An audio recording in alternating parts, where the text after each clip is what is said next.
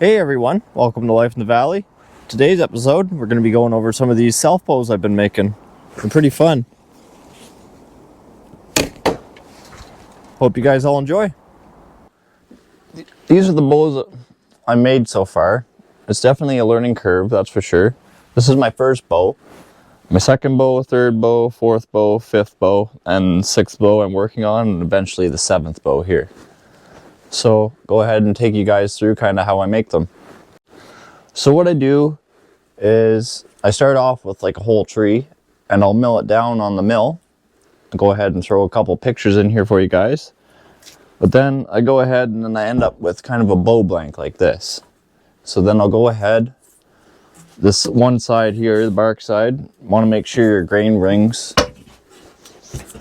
are all kind of running true. And then this top side, I'll go ahead and take my draw knife here and get it all down to one growth ring. And after that, if I don't mess that up, I'll go ahead, run kind of a line down here. Run kind of a line down the side here, and then do relief cuts in. And then I'll split down the bow type of deal. And then, of course, leaving the handle area.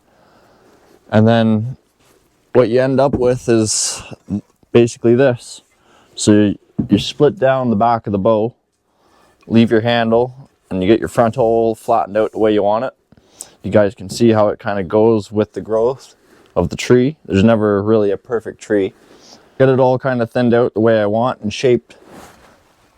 And once I get it shaped, I'll go ahead and I'll put the bow tips on type of deal. I'm really not good at this. I just literally started shooting bows a couple weeks ago and started making them.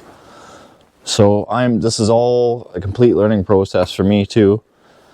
One thing I've learned is go ahead and start tillering before you shape your handle. So I went ahead and I made myself a little tillering tree here that goes in the vise.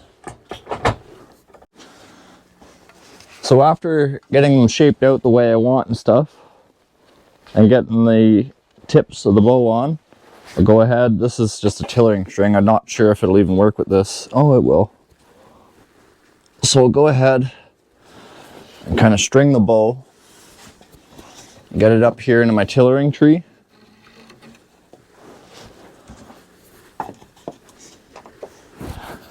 And then I'll hook this onto it, type of deal, onto my bow string. Get this all figured out. And then I'll stand back here with you guys, and you guys can kind of see what's going on. So I'll stand back here, and I'll pull down and see how the bow's bending and see how I want it to bend and where I need to take material off type of deal. You want to try and get them each bend, like kind of, when you pull down, you kind of want it like a semicircle. Not the best at tillering yet, but I'm definitely getting better at it. Tillering here is unfortunately where you break most of your bows. This is where I broke this one and this one, trying to get them figured out. That's why I say leave the handle until after you're done tillering and then work on your handle, because no sense in putting a couple hours into the handle and having it break on you. I learned that the hard way. But on this bow here, where is it? Got to find it here. There's a little crack starting right here. Don't know. You guys can see it, but see right there when I flex the bow, right here, there's a little crack starting, so the bow is just going to go ahead and snap right there, which is no good. This is my first bow over here. This is an ash bow, along with the one in the tillering tree right here. I got a couple hundred shots out of this before it broke, but unfortunately there was just a little wee bug hole type of deal, and it snapped right there. Same as this one over here. Let's go ahead and throw that down there. This one over here, it was just a little wee bug hole right there that started, and it went ahead and snapped it right off. Right, Hank? Yeah, no good. So you can't really have any imperfections in your face. You got to make sure that's perfectly smooth and all down to one growth ring. This bow over here, I'm kind of worried about it. Right here. See that little knot?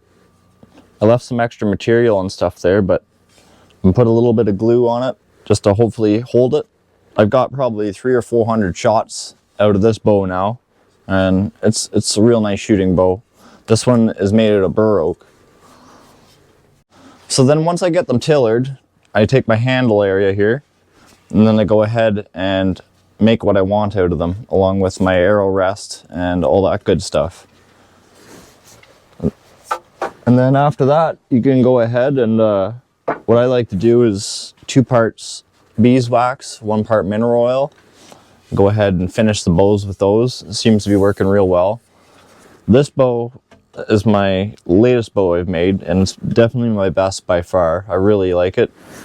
Hopefully this bow in behind here that I'm working on will come out just as well. So this is an ash bow, and then this one here that I'm working on, this is another oak bow. So hopefully it'll work out okay. You can build them out of hickory, is another really good wood to use. Hawthorn bean, aka ironwood. Bunch of woods you can use. Well, after that, you've done all that, you can go ahead and string your bow with a proper bow string. Usually want to do that about halfway through tillering, actually. And then go ahead and try it and start shooting. Generally, you want your top limb to be a little bit more flexy and have like just a smidgen more, like a 1/16 of an inch or so more on the top than on the bottom. Then sorry for the verbal diarrhea, as well as your arrow rest here, you want your arrow rest, so you want your hand to be dead center of the bow, and the arrow rest to about 1 inch to 1.25 inches above the center of the bow. Well, I'll take you guys out here and we'll go shoot this ash bow. So I'm just out here with the most recent ash bow here I finished. Gonna go ahead and give it a couple shots here and show you guys how it works.